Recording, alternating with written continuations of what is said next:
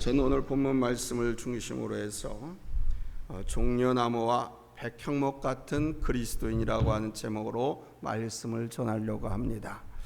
이 세상에는 80억 명이 넘는 참으로 많은 사람들이 살아가고 있습니다. 그 중에는 좋은 사람도 있고 싫은 사람도 있습니다. 어떤 사람을 보면 참 좋습니다. 만나면 즐겁고 행복합니다. 그런데 어떤 사람은 불쾌하고 기분이 나쁘기도 합니다. 그런데 이런 마음은 우리에게만 있는 것이 아닙니다. 하나님도 마찬가지입니다. 많은 사람들 가운데 유독 우리 하나님이 기뻐하시는 존재들이 있습니다.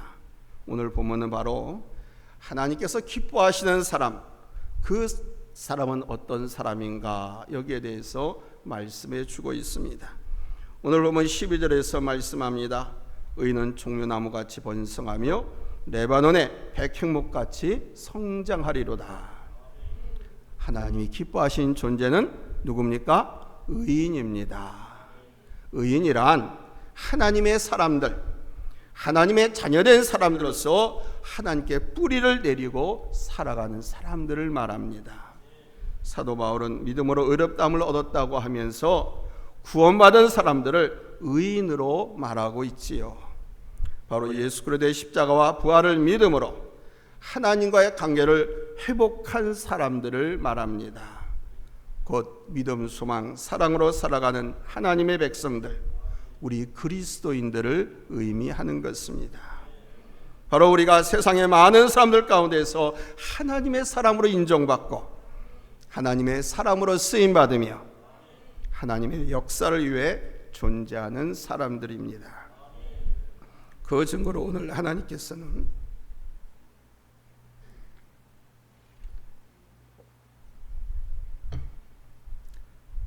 죄송합니다. 그 증거로 오늘 하나님께서는 이런 사람들을 종려나무와 백향목과 같다 이렇게 말씀하셨습니다. 수많은 나무들이 있는데 그 가운데서 종려나무와 백향목이라고 말씀하셨습니다. 세상에 정말 수많은 종류의 나무들이 있습니다. 그 나무들 가운데 성경에도 여러 가지 나무가 나오지요. 소나무, 잣나무, 상수리나무, 포도나무, 무화과나무, 감람나무, 종려나무, 백향목, 찔레, 떨기, 가시나무 등등 많은 나무들이 나옵니다. 그 중에서 포도나무, 무화과나무, 감람나무, 종려나무는 바로 이스라엘 대표하고 상징하는 나무들입니다. 이 가운데 오늘 본문에서는 특별히 종려나무와 백향목에 대해서 말씀하십니다. 첫째로 종려나무의 상징성을 통해 하시는 말씀이 정말 중요합니다. 백향목은 사실 이스라엘의 나무는 아니지요. 이 나무는 레바논에서 많이 자라고 이스라엘은 그곳에서 수입을 해다 쓰는 나무입니다. 솔로몬이 성전 건축을 할 때 레바논 왕이 이 백향목을 많이 제공했습니다. 이 백향목의 특징은 이 백향목은 꽃이 아닙니다. 큰 나무입니다. 아주 곱게 쭉쭉 하늘 높은 줄 모르고 곱게 뻗어 올라가는 그런 나무입니다. 약 30m까지 자랍니다. 그래서 목재로 쓸 수 있는 최고의 좋은 나무입니다. 그리고 이 나무는 또 향이 있습니다. 이 향이 좋은데 썩질 않아요. 그래서 냄새가 좋습니다. 변함이 없습니다. 또한 이 나무는 수령이 오래도 늙어도 결실하는 나무입니다. 그래서 의인은 백향목같이 성장하리로다 이렇게 말씀하신 것입니다.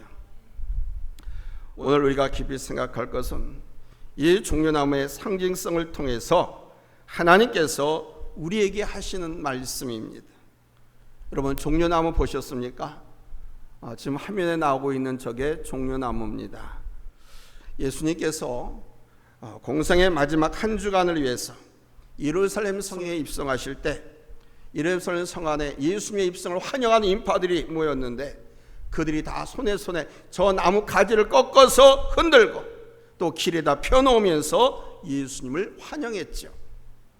그 가지가 바로 이 종려나무 같습니다.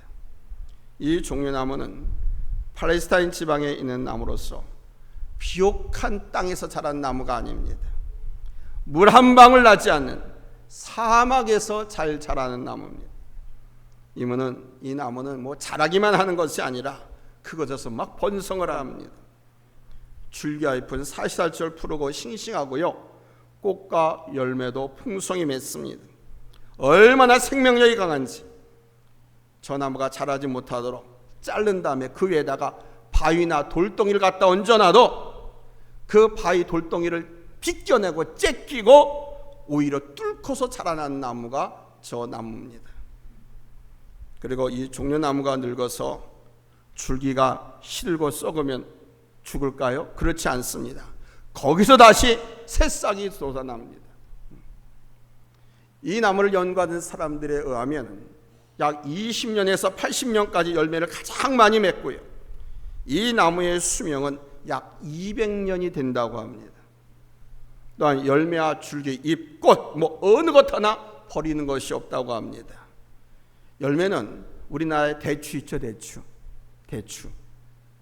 대추 마시고 대추 같아요. 근데 대추는 좀 엄지손가락만 짜리몽땅하잖아요. 근데 이 나무의 열매는 대추 야자라고 그래. 길쭉합니다. 맛은 대추 맛이 우리 대추보다 더 달아요. 그래서 식용으로 먹습니다.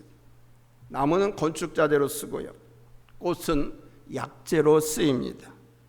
이 나무의 잎은 섬유질입니다.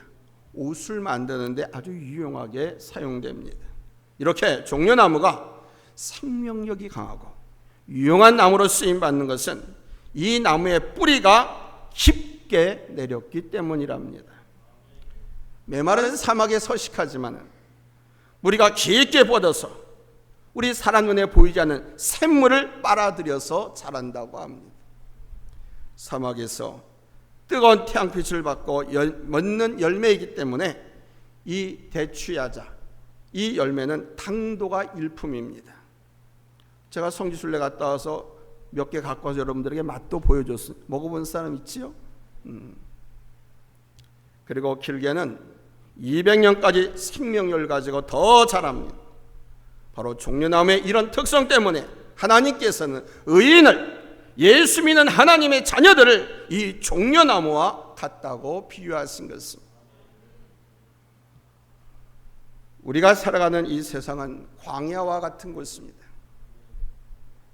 영적으로 볼 때 이 세상은 메마른 광야와 같습니다. 찬송가 415장 1절에 보면 이 광야 같은 세상에 늘 방황할 때에 주 십자가의 그늘에 내 쉴 곳 찾았네 라는 가사가 있습니다. 정말 세상은 광야도 같지요. 예수님께서 70명의 제자를 파송하시면서 이 세상을 광야라고 표현하셨습니다. 누가복음 10장 3절입니다. 갈지어다 내가 너희를 보냄이 어린 양을 이리 가운데로 보낸 것 같도다 그랬습니다. 그 의미가 바로 세상을 가리키는 말씀입니다. 이리떼가 득실거리는 광야, 이 세상을 의미하는 말입니다. 사랑이 식어지고 하나님의 형상, 하나님의 성품이 깨어져 있는 이 세상, 악한 마음이 득실거리는 이 세상이 바로 광야라는 것입니다. 이 광야는 물이 있어도 다시 목마르는 특징이 있습니다. 세상이 주는 것은 다시 목마릅니다. 아무리 심오한 사상과 감동의 노래가 있어도 다시 목말랐습니다. 영원하질 않습니다. 광야는 다시 기갈이 찾아옵니다. 예수님께서 사마리아 여인에게 말씀하시지 않았습니까? 세상이 주는 물을 먹는 자는 다시 목마르려니와 내가 주는 물을 마시는 자는 영원히 목마르지 아니하리라. 요즘 많은 사람들이 감동적인 이야기 속에 생명력이 있다고 생각합니다. 그런 이야기를 듣고서 사람이 변하고 카타르시스가 되고 즐거움을 얻는다고 말합니다. 그래서 요즘은 짧고 감동적인 이야기를 듣기를 좋아합니다. TV에서나 여러분들 많이 요즘 날 흔히 잘 나가는 명강사 명의 이야기 많이 김창옥 집사서부터 이런 많은 이야기 듣지 않습니까? 생명력이 있다고 착각을 합니다. 짧고 감동적인 이야기를 좋아합니다. 복잡한 거 싫어합니다. 그러나 그것이 영혼을 만족해 하고 갈증을 완전히 풀어주느냐 하면 그렇지 않습니다. 생명력이 없습니다. 잠시 갈증을 풀어줄 수 있을지 모릅니다. 청량 음료처럼 말입니다. 그러나 생명력이 없기 때문에 또 가라고 또 허덕이게 됩니다. 그래서 아모스 선지자는 말세의 기갈하는 모습에 대해서 아모스서 8장 11절로 13절에서 이렇게 말씀했습니다. 우리 한번 같이 읽겠습니다. 찾았으면 아멘 합니다. 합독합니다. 시작. 주 여호와의 말씀이니라. 보라, 날이 이를지라. 내가 기근을 땅에 보내리니 양식이 없어 주림이 아니며 물이 없어 가람이 아니요 여호와의 말씀을 듣지 못한 기갈이라.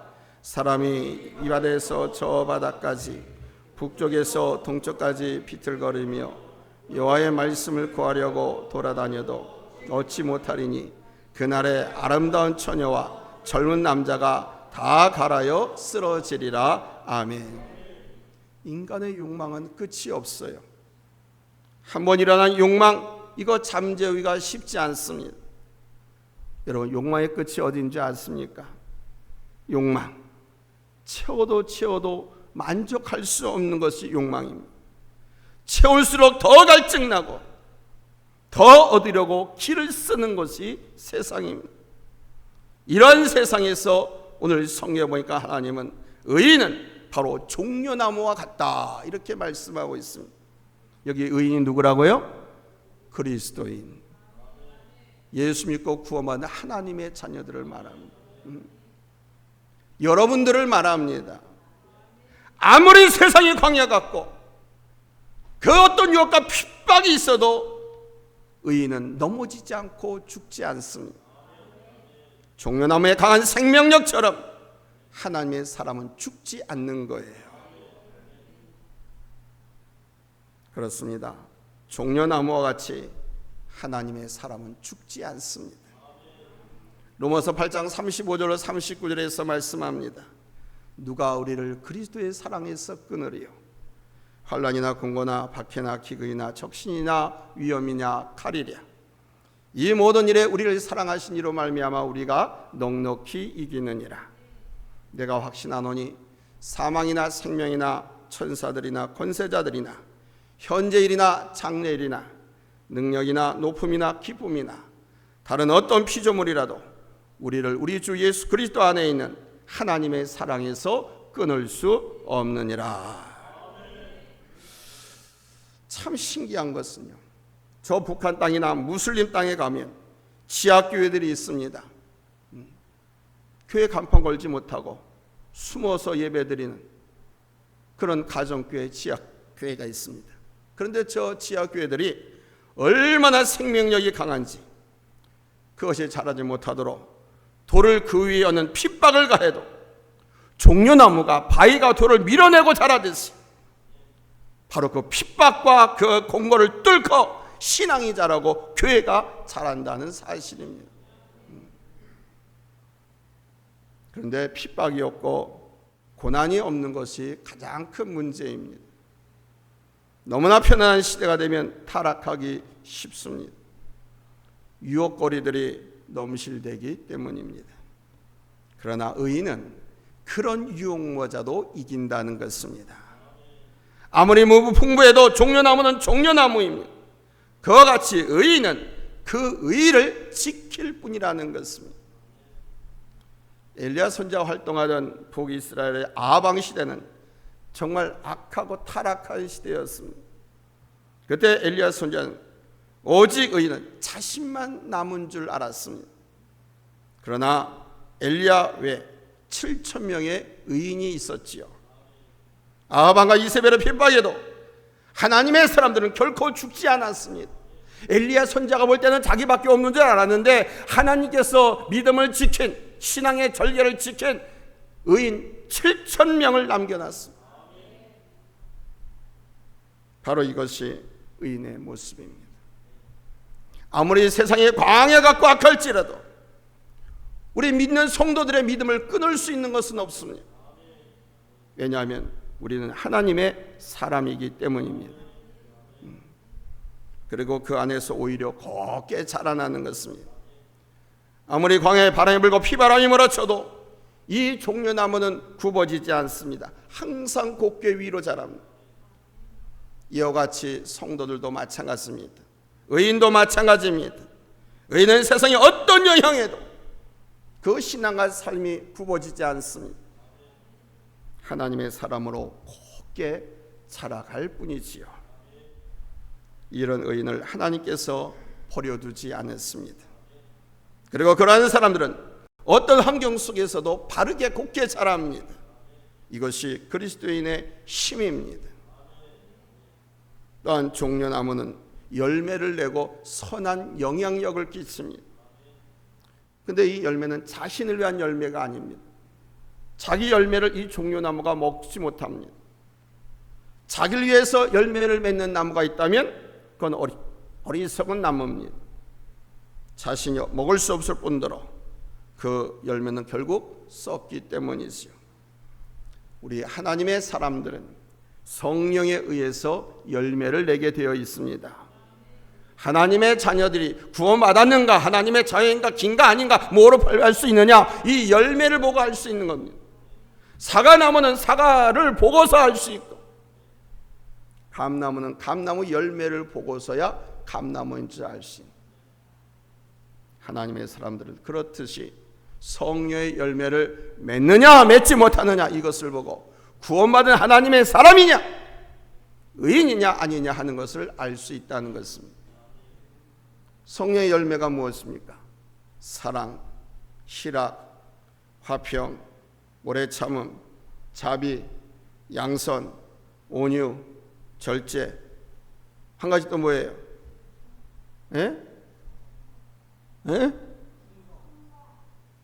충성했어요. 양선했어요. 9가지 다 했어요. 내가 손가락을 들었지.